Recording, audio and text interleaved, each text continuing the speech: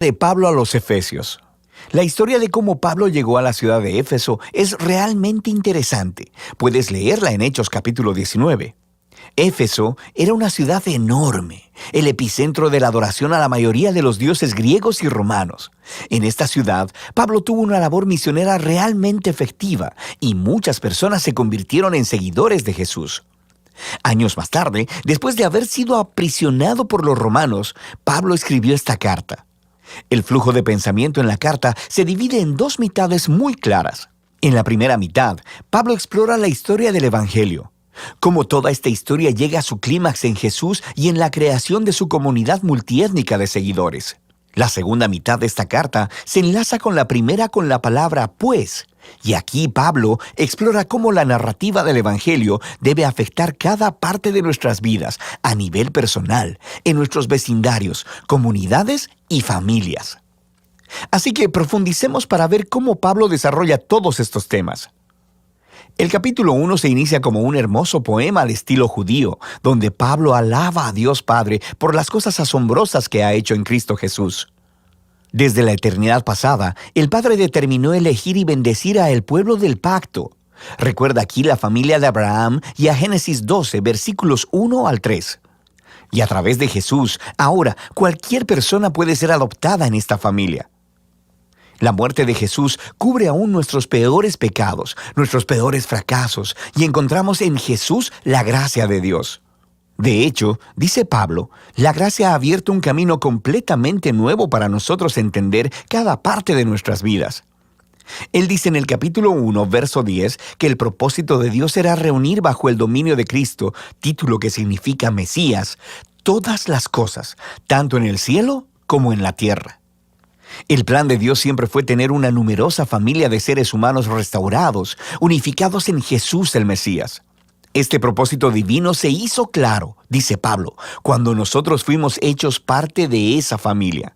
Y aquí él se refiere a los judíos étnicos de la familia de Abraham, pero luego Pablo habla de cómo ustedes, refiriéndose aquí a los no judíos, escucharon acerca de Jesús, de la salvación a través de él, y fueron hechos parte de esta familia por la obra del Espíritu Santo. De manera que aquí, él se refiere a los eventos que se cuentan en las historias del libro de los Hechos, acerca de cómo el Espíritu de Dios unió a los judíos y a los no judíos en una sola familia bajo Jesús, tal como Dios le prometió a Abraham hacía mucho tiempo. Nota también cómo en este poema, Pablo comienza hablando acerca de Dios Padre, luego acerca de Jesús, el Hijo, y aquí al final está hablando del Espíritu. Las tres personas de la Trinidad trabajan juntas. Es realmente genial cómo Pablo narra el contenido del Evangelio. Después del poema, Pablo responde con una oración. Él ora para que estos seguidores de Jesús no solo conozcan cosas del Evangelio, sino que experimenten su poder de manera personal, para que sean vitalizados por ese mismo poder que levantó a Jesús de los muertos y que lo colocó como la cabeza exaltada de todo el universo. Ahora, en el capítulo 2, Pablo regresa y desarrolla algunas de las ideas principales del poema en el capítulo 1, especialmente acerca de la gracia de Dios y de esta nueva familia multiétnica de Jesús. Él comienza contando de nuevo la historia de cómo estos cristianos no judíos conocieron a Jesús. Antes de escuchar sobre Jesús, estaban físicamente vivos, pero espiritualmente muertos. Estaban atrapados en una vida sin propósito, de egoísmo y de pecado, y además estaban engañados por las oscuras fuerzas espirituales del mal. Pero asombrosamente, Dios en su gran amor y misericordia los salvó, perdonó todos sus pecados y sus vidas a la vida resucitada de Jesús y trayéndolos así también a la vida. Así que ahora, habiendo sido creados como nuevos seres humanos a través de Jesús, ellos tienen el gozo de descubrir toda la dimensión de su nuevo llamado, propósito y de las obras que Dios ha preparado para ellos. A ellos no solo les ha sido mostrada la gracia de Dios, sino que también han sido invitados a formar parte de una nueva familia.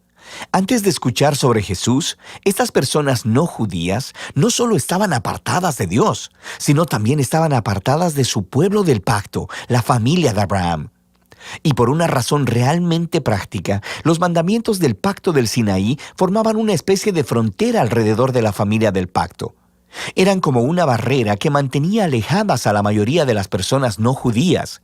Pero en Jesús, las leyes de la Torá han sido cumplidas y la barrera ha sido removida. Los dos grupos étnicos se han convertido, como dice Pablo, en una nueva humanidad unificada y que pueden vivir juntos y en paz. Así que Pablo continúa en el capítulo 3 maravillándose en el rol especial que pudo desempeñar para esparcir estas buenas nuevas a las personas no judías. Y aunque él está en prisión, le da gracias a Dios por la oportunidad que ha tenido de ver un gran crecimiento de la familia del pacto. Así que Pablo cierra la primera mitad de la carta con otra oración. Esta vez, él ora para que los seguidores de Jesús sean fortalecidos por el Espíritu de Dios para simplemente comprender y conocer el amor que Cristo tiene por su pueblo. La segunda mitad de la carta comienza con Pablo cambiando la marcha y empieza a retar al lector a que responda a la narrativa del Evangelio en la manera en que vive su vida. Así que empieza el capítulo 4 simplemente con la vida diaria de la iglesia. La iglesia es una gran familia, con toda clase de gente diferente, pero él enfatiza que todos ellos son uno, y uno es una palabra clave en este capítulo. Ellos son un cuerpo que está unificado por un espíritu, tienen un Señor, una fe, un bautismo y creen en el mismo Dios. Esta es mucha unidad. Sin embargo, dice Pablo, unidad no es lo mismo que uniformidad.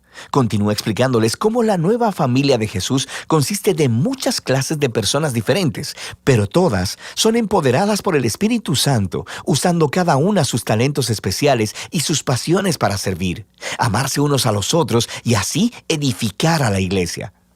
Y aquí, él usa dos metáforas realmente geniales. Una es la de edificar la iglesia como a un nuevo templo, y la segunda, que todos los miembros se están convirtiendo en una nueva humanidad con Jesús como su cabeza. Y esta nueva humanidad es una metáfora que él seguirá desarrollando en los siguientes capítulos. Pablo reta a cada cristiano a despojarse de su vieja humanidad, como si fuera una ropa vieja, y vestirse de la nueva humanidad en la cual la imagen de Dios está siendo restaurada. Y luego, él continúa con una larga sección donde compara la nueva y la vieja humanidad. Así que, en lugar de mentir, los nuevos humanos dicen la verdad. En lugar de guardar el enojo, resuelven pacíficamente sus conflictos. En lugar de robar, los nuevos humanos son generosos. En lugar de chismear, animan a otros con sus palabras. En lugar de vengarse, los nuevos humanos perdonan.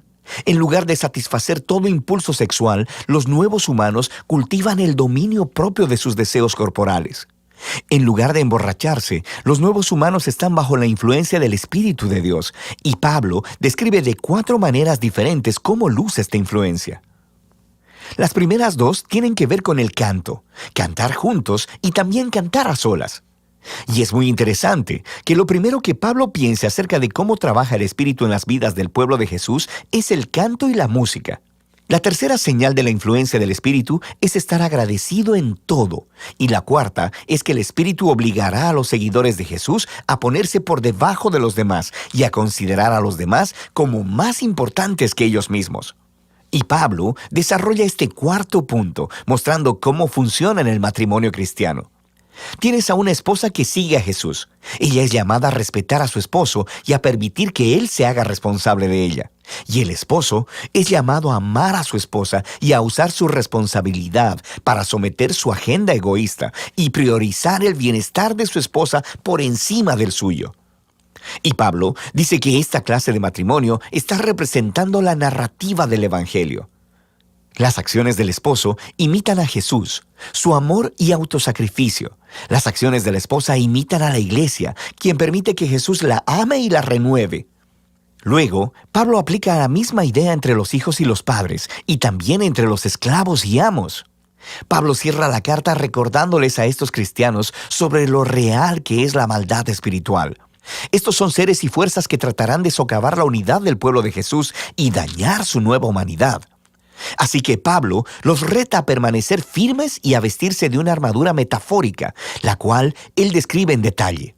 Y Pablo extrae todas estas piezas de armadura del libro de Isaías y de cómo Isaías describió al rey mesiánico.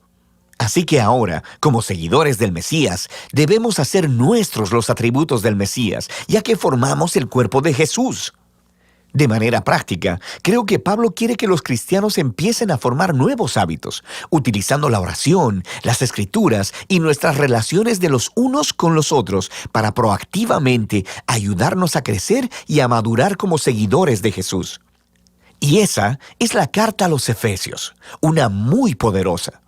Es aquí donde Pablo resume toda la narrativa del Evangelio y muestra cómo esta narrativa debería moldear cada parte de la historia de nuestra vida.